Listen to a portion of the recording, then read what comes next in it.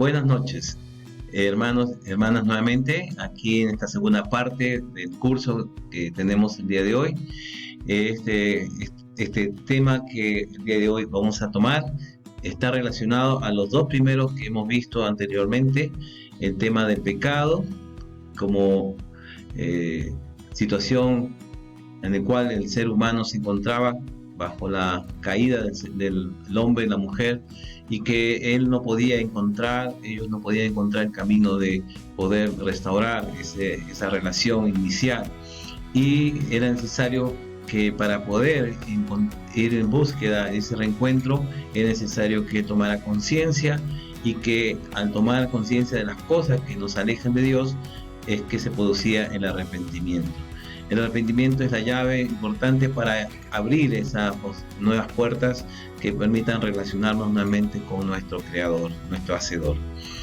El día de hoy vamos a hablar sobre otro tema, que es la salvación. Es algo mucho mejor que los dos primeros. Es un tema que nos llena de esperanza y nos da posibilidades de cambios y de un nuevo horizonte y unas nuevas perspectivas para nuestra vida. Comenzamos entonces a partir del texto de Efesios 2:1. Nos muestra que estamos muertos en nuestros delitos y pecados. Como vimos en los estudios pasados, el pecado nos separa de la comunión con Dios, generando la muerte espiritual.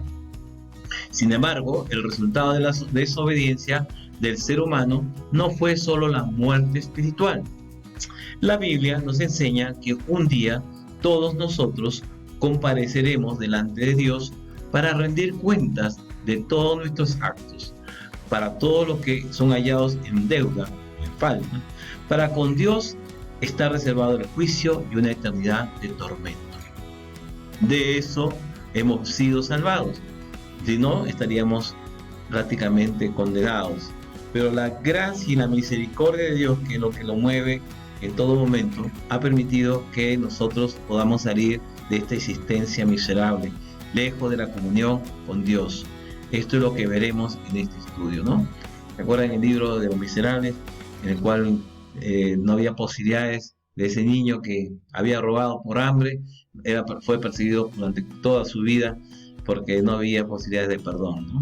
Sin embargo, Dios tiene otra actitud, otra forma de ver y considerar la vida humana, y Él mismo se encarga de buscar esa restauración.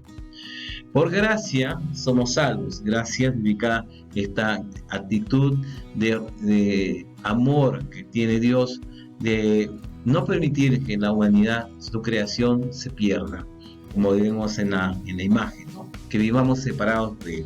Se encargó durante la historia salvífica, porque la Biblia justamente es el texto que nos habla de la historia de la salvación, de buscar las formas para que la vida humana pueda nuevamente volver a los caminos de Dios. Nosotros teníamos una separación con Dios que necesitaba ser restaurada, ¿no? El precio por el pecado, la desobediencia, que lo ponen en una imagen muy linda en Génesis, necesitaba ser pagado, ¿no? Dios, que es amor, deseaba exentarnos del castigo, del juicio, mas por ser justo no podía ignorar nuestro error, declarando inocente al culpable. Eso lo encontramos en eso, ¿no? Entonces, estamos en medio de ese embrollo, ese lío de no poder salir por nuestros propios esfuerzos. Y entonces, un justo pecó, y esta figura, la figura que encontramos en el libro de Génesis, manchando toda la creación de Dios, ¿no? Otro justo necesitaba redimirla. Como todos pecaron, en Romanos 3:23, nadie podía traer salvación a la humanidad. Es así como se encontraba en esa situación de la vida humana.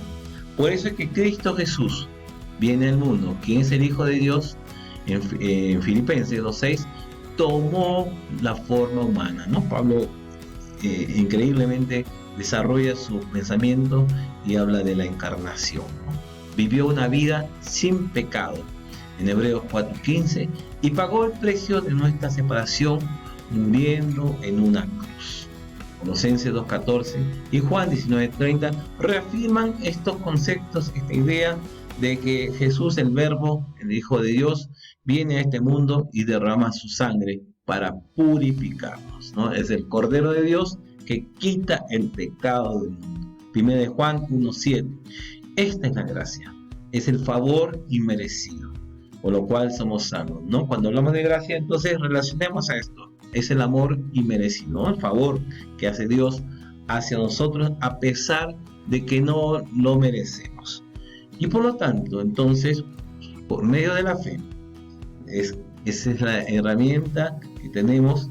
A través de la fe vemos entonces que la salvación es un regalo concedido por Dios a través de Cristo Jesús, ¿no? La fe es el puente que permite justamente lograr esta comunión, esa conexión con Dios. Mas todo esto en nada nos beneficia si no creemos y aceptamos el regalo de Dios, ¿no?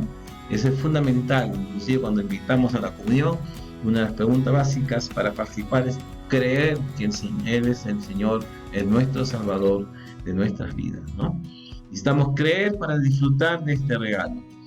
Es fundamental, es algo que tenemos que trabajar en nosotros mismos para que podamos también transmitirlo en otras personas, esta experiencia salvífica, ¿no? La salvación es un acto de fe. Somos salvos por medio de la fe. En estudio 5 veremos un poco más sobre la fe que salva, ¿no?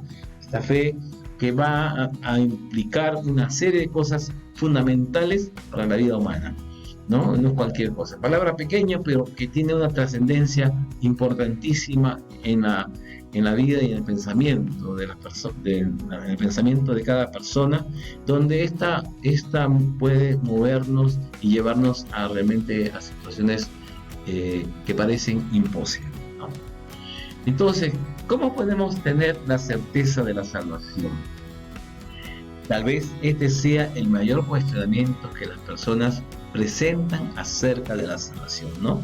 Porque ahí a veces nos cuesta creer que personas que han tenido una experiencia a veces no favorables o no han sido éticamente no han sido correctas, nos cuesta creer esos cambios, ¿no?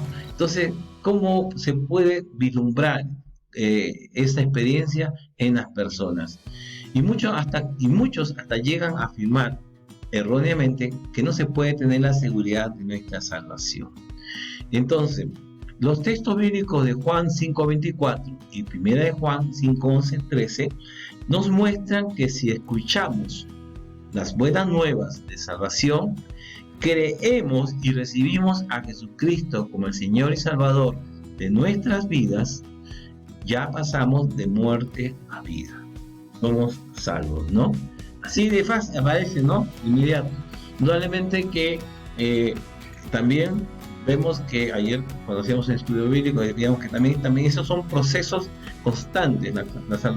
La conversión, la salvación viene, pero que Pablo también dice, oigan, cuidado, cuiden la salvación, cuídenla con sus buenos actos, cuídenla dando testimonio de que el Señor está allí presente a través de su Espíritu y que ha transformado esa experiencia de vida de pecado y arrepentimiento a una nueva vida, ¿no? A eso le llamamos el nuevo nacimiento. Y ese nuevo nacimiento tiene que ser bien claro, bien concreto, ¿no? Las personas tienen que mostrar esos cambios profundos que produce la experiencia del encuentro con el Señor. Y eso debemos también mostrar y transmitir, no solamente recordar cuándo me convertí, sino también cómo yo día a día me sigo renovando en esa conversión y sigo relacionándome y profundizando esa fe que me lleva también a entender la misericordia de Dios, ¿no? Y actuar y cumplir lo que el Señor quiere en mi vida. Entonces esos son hechos importantes que contribuyen que pueden hacer que nosotros nos lleve a tener una actitud distinta, ¿no? Saber que hemos pasado por toda experiencia y al sentir la satisfacción y la alegría de que la salvación finalmente ha venido a nuestras vidas, no puede ser guardada ni escondida, sino al contrario, tenemos que compartirla, tenemos que entregarla a otras personas para que vivan también lo mismo, esa alegría que trae el Señor a nuestras vidas. El pasaje de Juan 5:13 también nos dice que estas cosas fueron escritas para que sepamos que ya no tenemos la salvación, vida eterna. Nuestra certeza se basa en la Biblia, la palabra de Dios, y en el hecho de que Dios no miente. Si Él habló, es cierto que Él lo hará, ¿no? Estas cosas os he escrito a vosotros que creéis en el nombre del Hijo de Dios, para que sepáis que tenéis vida eterna y para que creáis en el nombre del Hijo de Dios. Son cosas que son importantes, que hay que realmente descubrir, ¿no? La palabra de Dios nos enseña que lo que está dicho, lo que se ha escrito, son verdades, y son verdades importantes para nuestra vida. En conclusión, después de todo lo que hemos visto, esta experiencia de pecado, de arrepentimiento, vemos que, como vemos, la salvación es don de Dios y no fruto de nuestras obras. Eso está en Efesios 2:8-9. Eso no quiere decir que nuestras obras no sean importantes, solamente que no son la causa ni el motivo de nuestra salvación. La Biblia nos enseña que debemos practicar obras dignas de arrepentimiento, ¿no? Esas obras de misericordia. Hechos 26:20. Dios nos redimió. Hemos sido creados en Cristo Jesús para practicar las buenas obras, ¿no? Entonces, esta experiencia ya, después de esta experiencia del nuevo nacimiento, nosotros podemos entonces también a reafirmar este encuentro, esta transformación a través de nuestras formas de actuar, mostrando obras realmente de arrepentimiento, ¿no? De amor, de justicia, de bondad, ser distintos, ser consecuentes, ser bondadosos unos con otros. Son cosas que hay que ser bien concretos y bien claros. La persona se arrepiente y abandona el pecado porque fue salvo, no para ser salvo. Las buenas obras son las consecuencias de la salvación. Aquel que ha pasado por el nuevo nacimiento anda en novedad de vida. Esto es lo que veremos en el próximo estudio, ¿no? La nueva vida. ¿Qué significa toda esta experiencia de la nueva vida?